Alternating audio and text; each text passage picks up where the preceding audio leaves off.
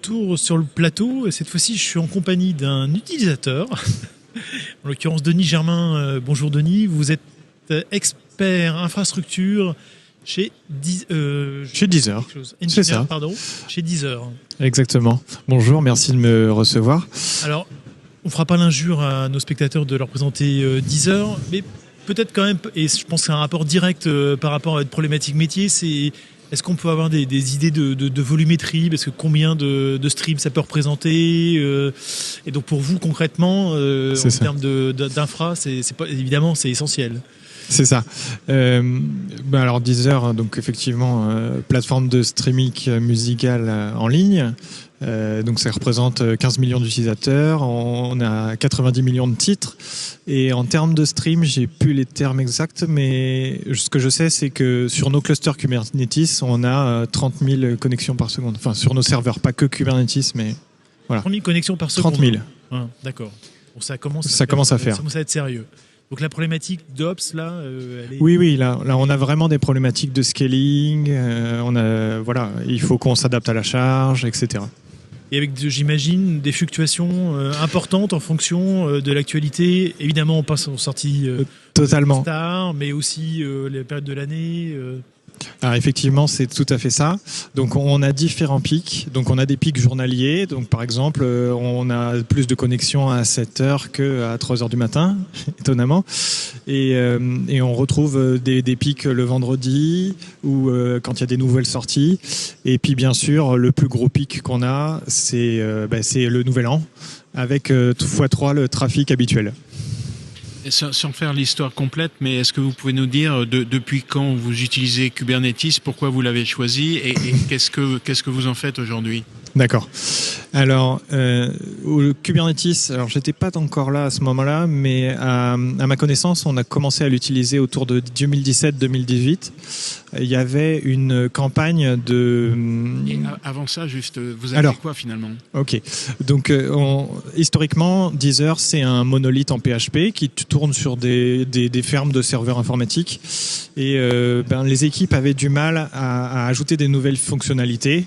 Et donc, du coup, ils sont passés dans un mode microservice. Donc, les fonctionnalités sont soit extraites, soit créées directement dans des services à part. Et du coup, la plateforme qui était le plus adaptée pour avoir cette agilité pour les développeurs, c'était Kubernetes déjà à l'époque, autour de 2017-2018. Et donc, au fur et à mesure, on retire des briques de notre monolithe et on ajoute des nouvelles fonctionnalités dans Kubernetes. Donc, Kubernetes est vraiment au cœur de Deezer, de tout ce qui est nouveau dans Deezer, en fait. Et donc, vous gérez... alors, comment vous faites la transition entre le legacy, si je puis dire, même si la société est quand même jeune. Si, on peut dire le legacy quand même. Et cette évolution vers les plateformes Kubernetes. C'est-à-dire concrètement, j'imagine que vous êtes sur du code PHP, vous passez sur une plateforme Kubernetes, je ne peux pas prendre mon code et c'est un peu plus compliqué que ça. Effectivement. Alors, ce que j'expliquais un petit peu, on peut revenir un peu plus en détail, c'est qu'il y a vraiment deux choses différentes. C'est-à-dire que on va demander aux développeurs en priorité de partir sur l'architecture microservice pour tout ce qui est nouveaux besoins. Donc finalement, le code existant, il fait sa vie, on peut en extraire des parties, c'est compliqué, mais le plus simple, c'est quand même de créer des nouvelles briques à part. Donc il n'y a pas de refactoring en fait. Alors, si, il y en a aussi, mais ça prend plus de temps. Disons qu'on a commencé vraiment à extraire des fonctionnalités du monolithe il y a 3 ans. Disons que dans les premiers temps de l'utilisation de Kubernetes chez Deezer, c'était vraiment pour les nouveaux services. Mais on commence aussi progressivement à refactorer le code, effectivement, à découper ça plus proprement entre domaines et une fois que les domaines sont suffisamment découplés, à extraire ça. Bon, ça c'est plus les architectes et les développeurs qui font cette partie-là. Moi, en tant que Site Reliability Engineer, expert infrastructure, comme on disait tout à l'heure, c'est plus leur apporter du service. Finalement, mes clients à moi, c'est pas tellement les clients de Deezer, c'est les développeurs. Et alors aujourd'hui, vous êtes sur sur des plateformes de cloud provider franco-français, vous êtes en hébergement, j'imagine que vous n'êtes pas en hébergement interne, vous êtes Alors ça c'est d'origine américaine, commence par un A qui finit par un S, ou un autre commence par un G qui finit par un E. Alors c'est assez drôle. Moi, toutes les entreprises dans lesquelles j'ai travaillé sur Kubernetes avaient leur cluster Kubernetes en propre. Et il se trouve que Deezer en fait partie aussi. Donc chez Deezer, ce qu'il faut savoir, c'est qu'on loue des racks dans des data centers. Donc, et on a un infogéreur qui nous rack les serveurs pour nous. Et par contre, après, on a la main sur toute l'infrastructure, et notamment la partie Kubernetes qu'on installe nous-mêmes et qu'on gère nous-mêmes. Donc ça veut dire que vous utilisez la version open source pure alors? Totalement. C'est ça. Exactement. Et ça, c'est préférable pour vous plutôt que d'utiliser une version, une distribution packagée. Bon, je vais en citer une, c'est celle de Red Hat, qui a peut-être des inconvénients, mais qui apporte l'avantage que finalement elle a été packagée par Red Hat, et donc il y a une certaine sécurité qui va Tout à avec. fait. Alors, c'est un choix technique qui a été fait à un moment. On a beaucoup l'habitude de travailler comme ça, d'avoir de l'expertise sur les stacks, de les déployer nous-mêmes, de les adapter à nos problématiques. Ça se défend. J'ai discuté justement avec d'autres personnes qui fournissent des Kubernetes packagés, par Red Hat, d'autres, mais peut-être que dans le futur on se dirigera vers ça ou vers des offres managées pour se libérer du temps pour travailler sur d'autres sujets.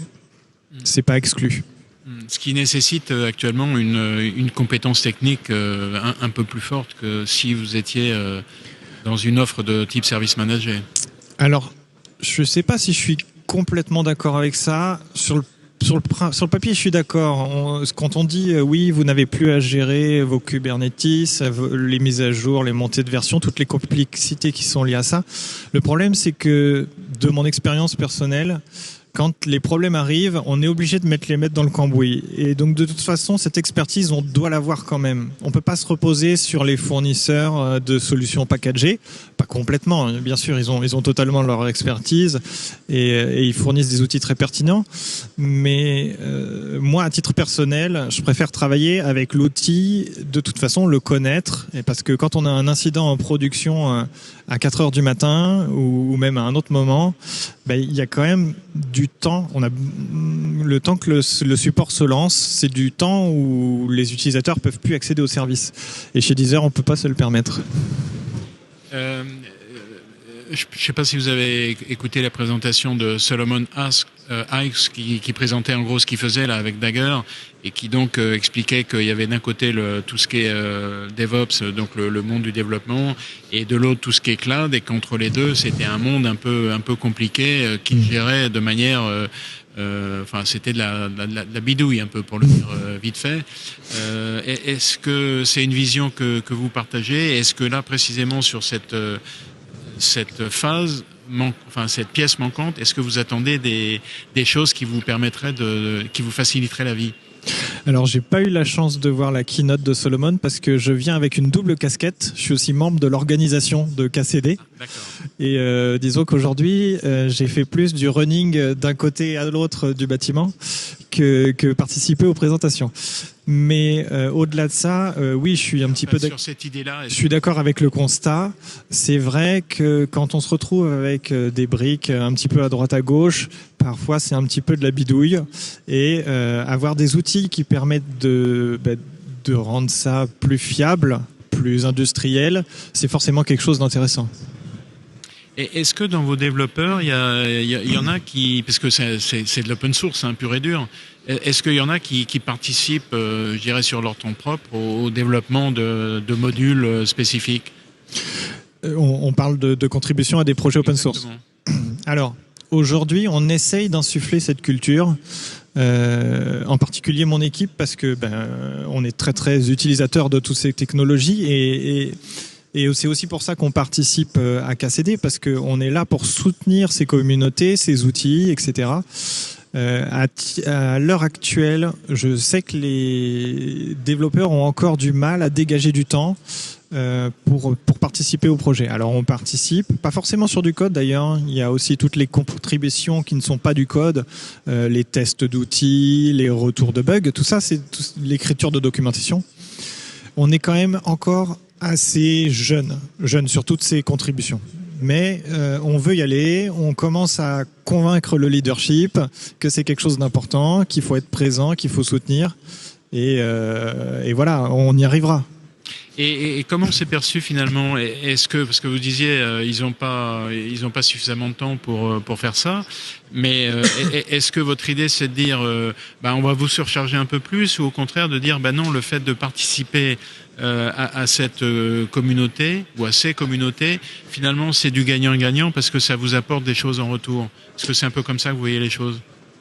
Moi, je pense qu'il faut vraiment pousser les gens vers plus de contributions, donc des contributions comme celle-ci, soutenir les communautés. Ça peut être des contributions financières. Deezer ou d'autres entreprises pourraient très bien financer des projets open source qu'ils utilisent. Et moi, à titre personnel, je pense qu'il faut laisser une part de temps aux développeurs et aux experts infrastructure pour améliorer les outils open source. Donc on devrait avoir tous une part de temps. Mais alors là, je parle vraiment à titre personnel. D'accord. Et une dernière question, je reviens sur cette notion d'opérateur de cloud. Vous avez votre propre infrastructure. Et justement, sur la scalabilité, c'est pas...